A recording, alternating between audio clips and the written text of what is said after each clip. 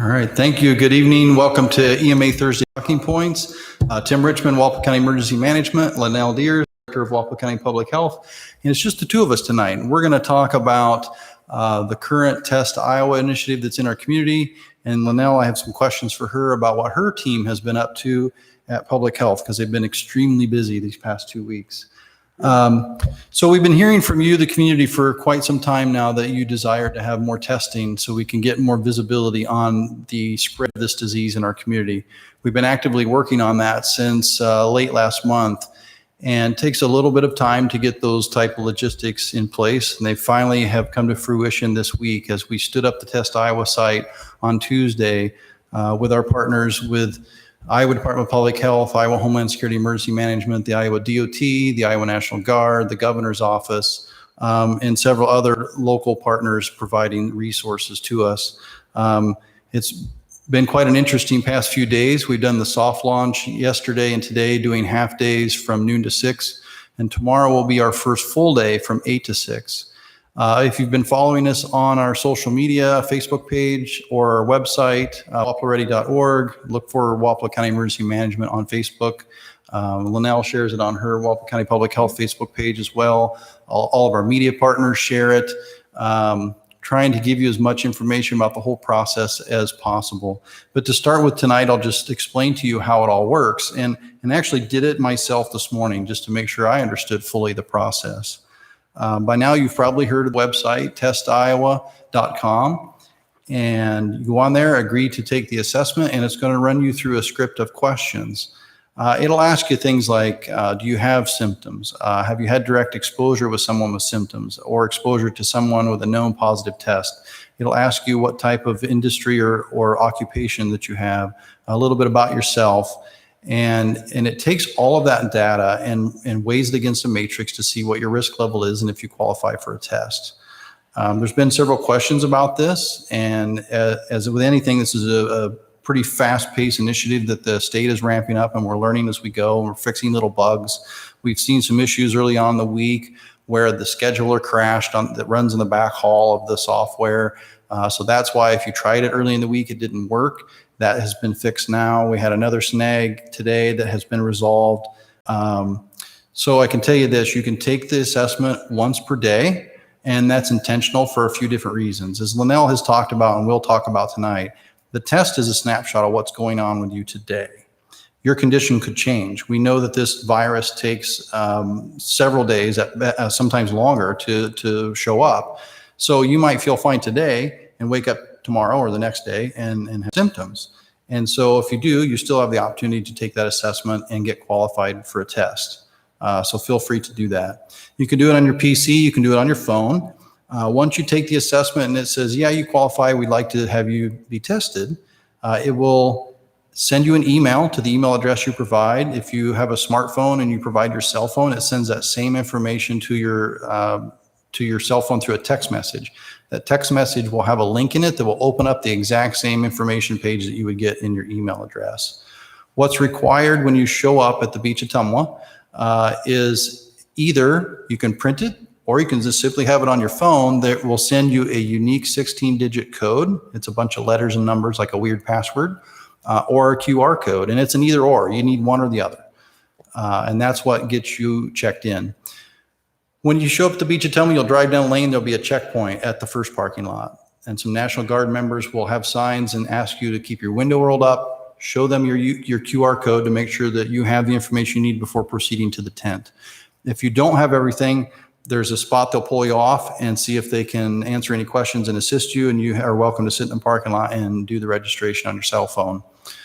If you have your QR code or 16-digit code and an official ID, you can proceed around to the testing tent.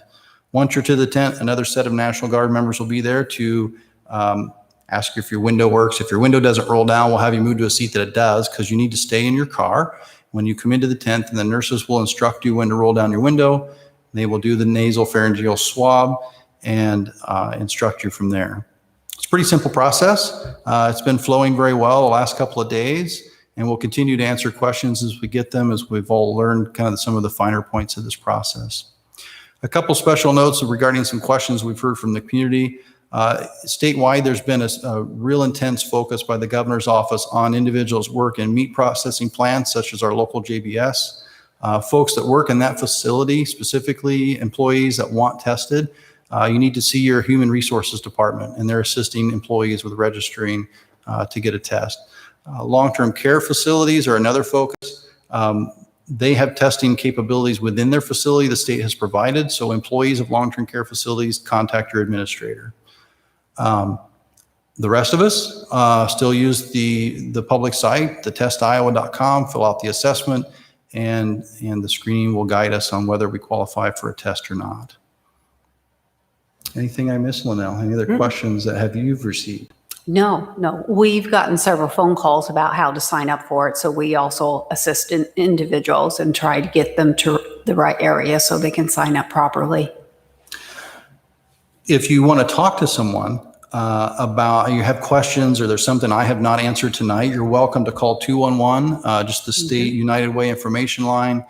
They can assist you, and what that will do, and we tried it today in the EOC, that will direct you to a special number that's constituent services of the governor's office. There is another number for them. For now, it's 515-281-5211. Select option 9, and they will be glad to help you. They are currently working on setting up a specific hotline for the Test Iowa COVID testing, and we'll let you know that when that number does finally get published in the next few days. So we encourage you to reach out if you have questions. Don't be frustrated.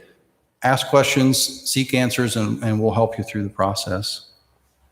They need to be very patient, because when the system does go down, it does really frustrate individuals because they can't complete the process when they sign up. So just be patient and just keep trying. And if it does fail, I've been told that you can only do it once every 24 hours. So if it does fail on you, don't keep trying to do it over and over, because it will be kicking you out of the system. That is true. And we also want to remind you that Test Iowa is a great resource for us, the community, to do a massive amount of testing with people to relieve some pressure off of our hospital and clinics. However, just because we have Test Iowa doesn't mean that the hospital and clinics no longer do tests. They still do. And so, if you still want testing, you're having some issues passing the screening of Test Iowa, we still encourage you to reach out to your primary care provider or any one of our clinics. It's on our flyers we're pushing out. So there are multiple ways to get you the services that you're asking for. I had a few questions here for Linnell. For her office that we just wanted to share kind of what's going on behind the scenes. She has a team that has been diligently working, doing case follow-ups. We've talked to you before about those come to local public health to do the initial notification of a positive test. And when the initial phone call is made by the nursing staff, they'll give you instructions, answer your questions, and then give you a time frame of expectation when they'll follow up with you on a phone call to release you from your quarantine. And I'll let Linnell expand upon that. But Linnell, do you want to just kind of talk to us about how that process has been going and what that looks like? Because people probably aren't used to that. Right. This is the process we use with all diseases that are reportable within Wapello County. So nothing's changed just because of COVID. It's just that now we're talking to a lot more people than we have in the past at any one time, because I'm sure all of you are very much aware that over the weekend we just peaked over 200 and we've already peaked over 300 in a matter of days.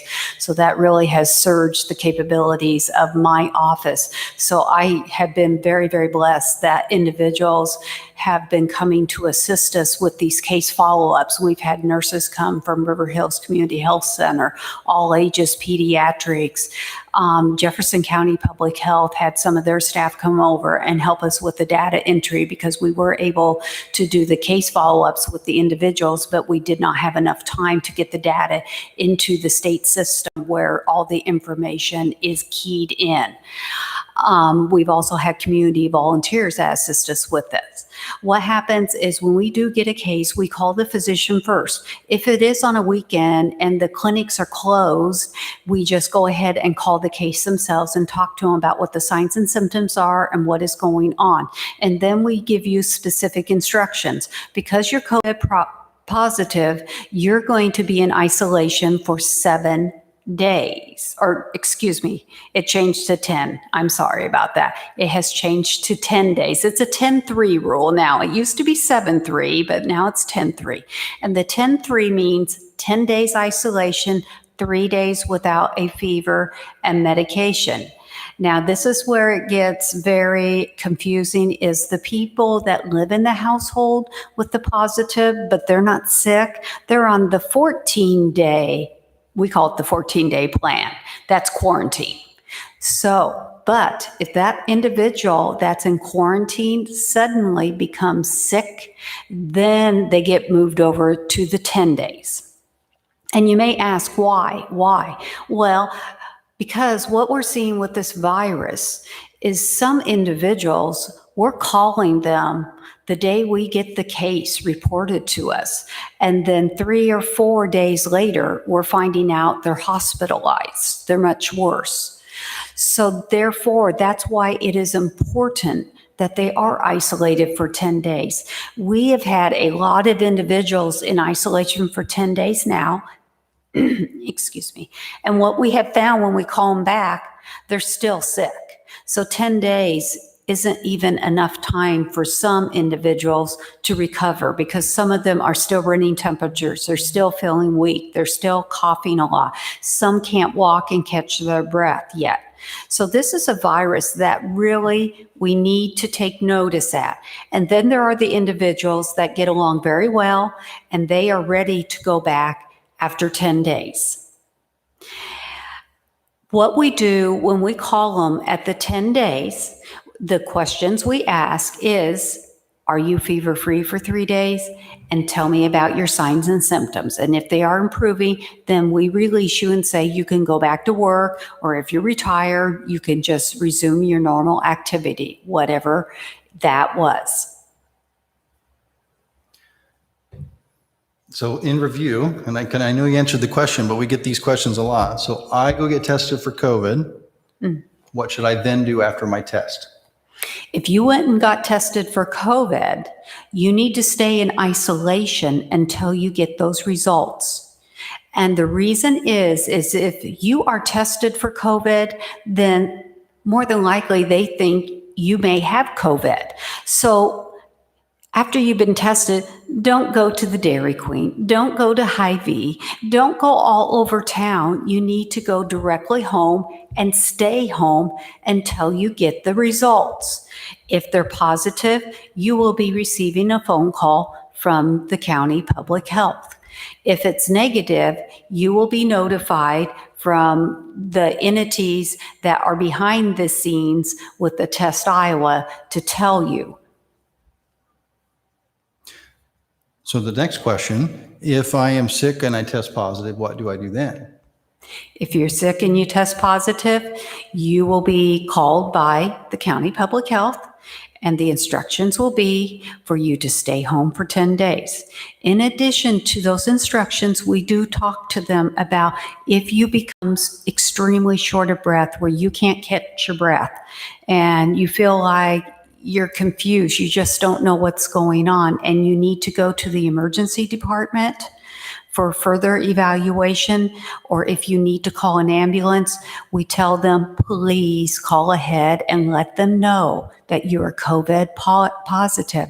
That way, when the ambulance personnel come or when they present at the emergency department, they are prepared to receive you in their personal protective equipment so they don't catch the virus, because we don't want those people to become ill also.